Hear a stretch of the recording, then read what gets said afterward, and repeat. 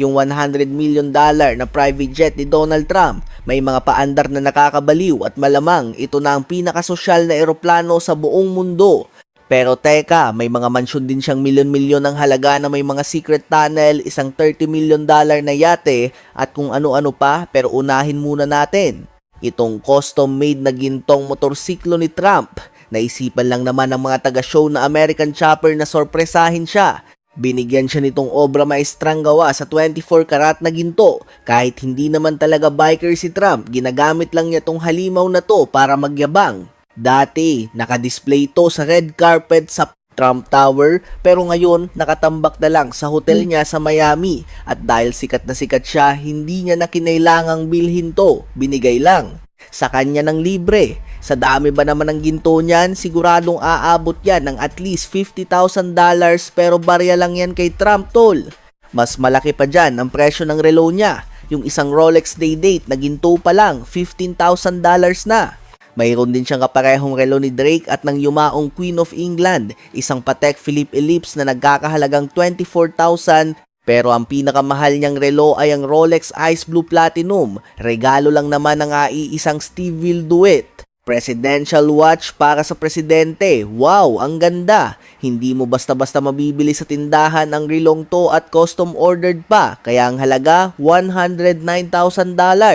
Kaya ang buong koleksyon niya aabot ng $200,000 pero kusing lang yan para kay Trump. Kaya nga gumastos siya ng milyon-milyon sa koleksyon niya ng kotse. Kadalasan ang mga bata, pamana at mumurahing kotse lang ang una. Pero ang kauna-unahang kotse ni Trump, isang 1956 na Rolls-Royce Silver Cloud at sobrang nagustuhan niya to na ilang dekada ang lumipas. Nakiusap siya sa Rolls-Royce na gawan siya ng pabor. Hinalungkat nila ang mga lumang plano at gumawa ng eksaktong kopya para lang sa kanya.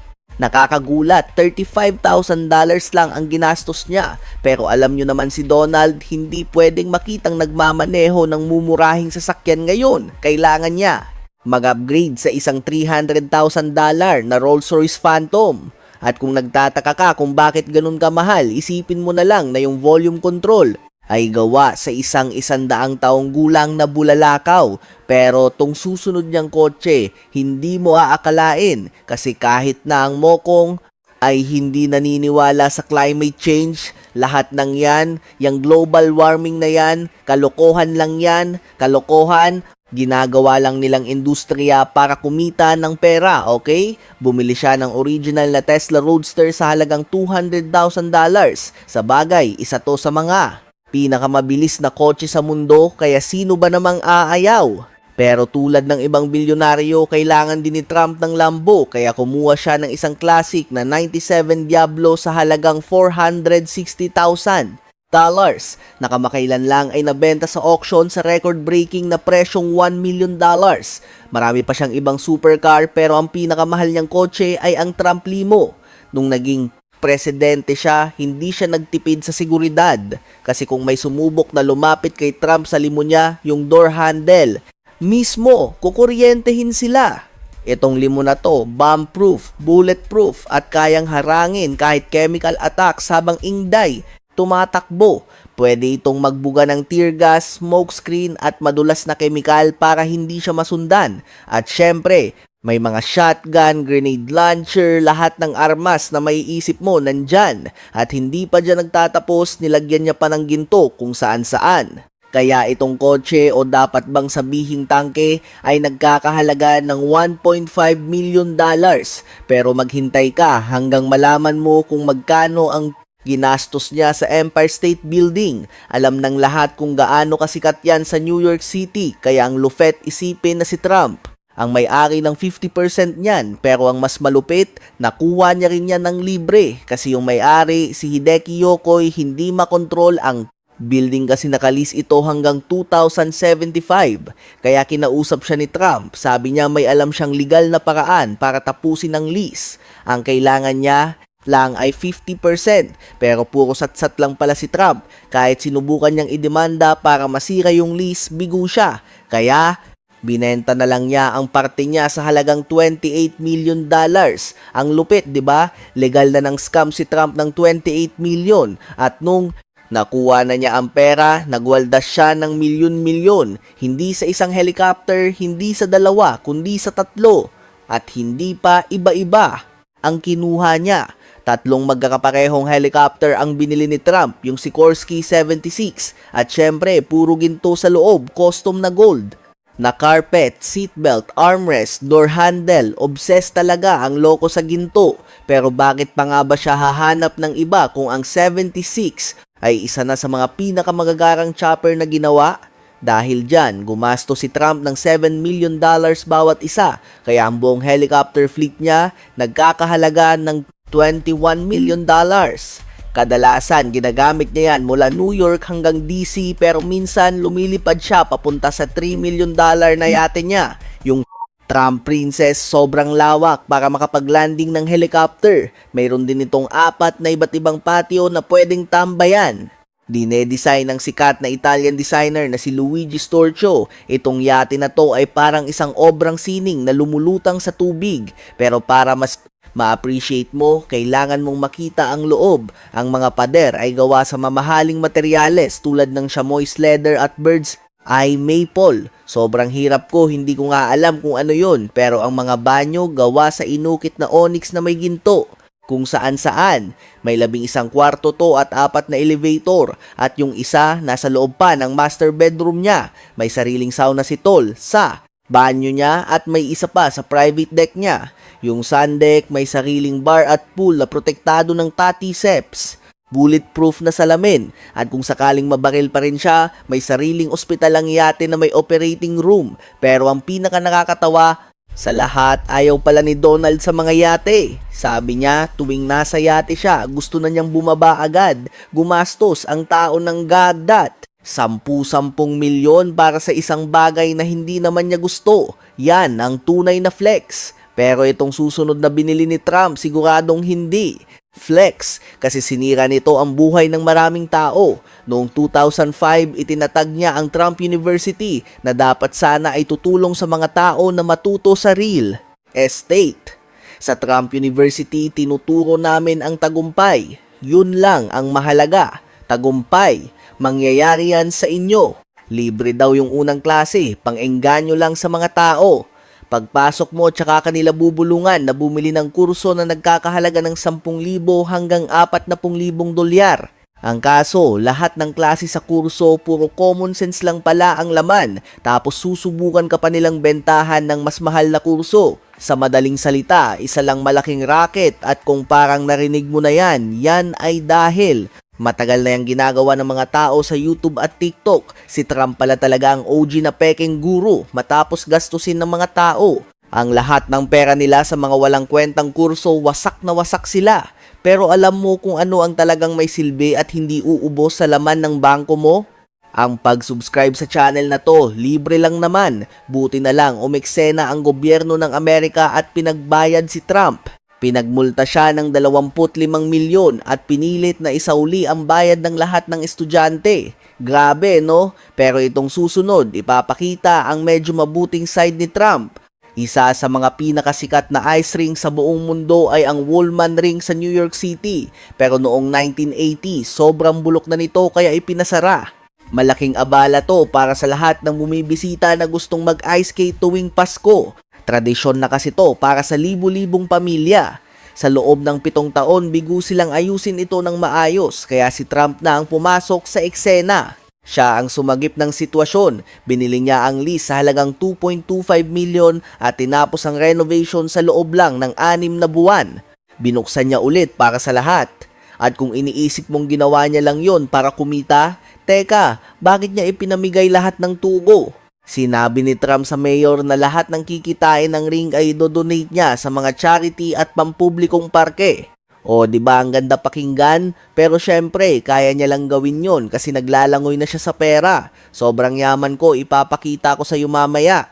Kaya nga pag-aari niya ang isa sa mga pinakabaliw na private jet sa mundo. Pero ang una niyang jet ay ang Cessna Citation X. At kilala to bilang pinakamabilis na private jet sa buong planeta. Gumastos siya ng mga 8 milyon dyan pero bitin pa rin ang lolo mo. Ilang taon lang nag-upgrade siya sa isang $100 milyong na jet at pare, ang bangis nito, ang Palayaw Trump Force One. At tulad ng lahat ng pag-aari niya, kailangan niyang gawing ginto lahat. Mga seatbelt, mga frame ng bintana, lababo, pati na ang mga shower. Ang eroplanong to, 3 beses ang laki sa normal na private jet, kasya ang hanggang 44 na tao. Mayroon itong dining room, TV area na may surround sound, mga kwarto at isang kumpletong gourmet kitchen. Ginagawa nitong masarap talaga ang paglipad. Sobrang sarap talaga, pero kapag hindi niya tinitira ang isa sa mga flight attendant sa jet niya, malamang ay tinitira niya ang isang sikat na artista sa isa sa mga mansyon niya. At ang pinakamura niyang mansyon ay nagkakahalaga ng 2 milyon na matatagpuan sa New Jersey sa mismong golf course niya. Mayroon itong higanteng heated pool, mga tennis court, fitness center, helipad, yung mga karaniwan lang. Kinailangan niyang bilhin ang buong golf course sa halagang 35 milyon kaya medyo nabawasan din ang pitaka niya. Ang susunod niyang mansyon, yun ang pinaka nakakabaliw na lugar na nakita ko. Isang pribadong estate sa New York na may sukat na 230 ektarya. Talagang napapaligiran ito ng kalikasan para makatakas sa magulong buhay sa syudad. Dito rin sumasakay ng kabayo si Trump sa loob ng property dahil alam nating hindi yan maglalakad-lakad sa ganun kalawak. At kung kailangan niyang magpalamig, pwede siyang lumusong sa isa sa 3 pool nila. Mayroon silang 2 outdoor at 1 indoor. Malinaw na sobra-sobra na ito sa kailanman niyang kakailanganin. Ibig kong sabihin may 60 kwarto ito, 60. Pero dahil nasa gitna ito ng kawalan, nagkakahalaga lang ito sa kanya ng 7.5 milyon. Ang susunod niyang mansyon ay nasa Palm Beach, Florida, kaya medyo mas mahal ito. At dahil ito ang pangunahing tirahan niya noong presidente pa siya, ang mansyon na ito ay may ilang nakakabaliw na sikretong features. Tulad na lang kung sakaling may pag-atake, mayroong isang sikretong daanan sa ilalim ng lupa para makatakas. At kung maisipan ni Kim Jong-un na subukang inuk siya, ligtas pa rin siya dahil may 3 magkakaibang bomb shelter sa paligid ng property. Kapag nagre-relax naman siya, pwede siyang tumambay sa tabi ng pool na nakaharap sa dagat o kumain sa isa sa mga restaurant sa loob. Nagkakahalaga ang mansyon na ito ng 10 milyon pero mayroon din siyang $13.5 million na bahay sa Beverly Hills. Ang lugar na ito ay may mga standard na requirement ni Trump tulad ng pool at mas maraming kwarto kaysa sa iyong mapapanaginipan. Pero ang pinaka-cool sa bahay na ito ay mayroon itong mga top of the line na Bose speaker sa lahat ng dako para pwede niyang ipatugtog ng malakas si Lil Pump habang naglalakad-lakad. Nagmamay-ari rin si Trump ng iba pang $10 milyong na mga bahay tulad ng isa sa Caribbean at isa sa Charlottesville. Pero ang 10 milyon ay barya lang sa isang bilyonaryo. Kaya naman kailangan niyang mag-all out sa kahit isa man lang sa kanyang mga ari-arian. At magugulat ka na ang pinakamahal niyang tahanan ay hindi man lang isang bahay. Isa itong apartment. Ang 3-story penthouse na ito ay matatagpuan sa New York City sa Trump Tower. Saan pa nga ba, di ba? Mayroon siyang ginto sa lahat ng dako, mga nakakalokang chandelier, at napakaraming art na parang museo na. Mayroon pa siyang library na puno ng mamahaling libro. Tulad ng isang $155,000 na may pirma pang kopya ng libro ni Muhammad Ali na GOAT. Ang penthouse niya ay nagkakahalaga ng $100 milyong ngayon at kung pagsasama-samahin lahat ng iba pa niyang ari-arian, mayroon siyang halos 155 milyon sa mga mansyon pa lang.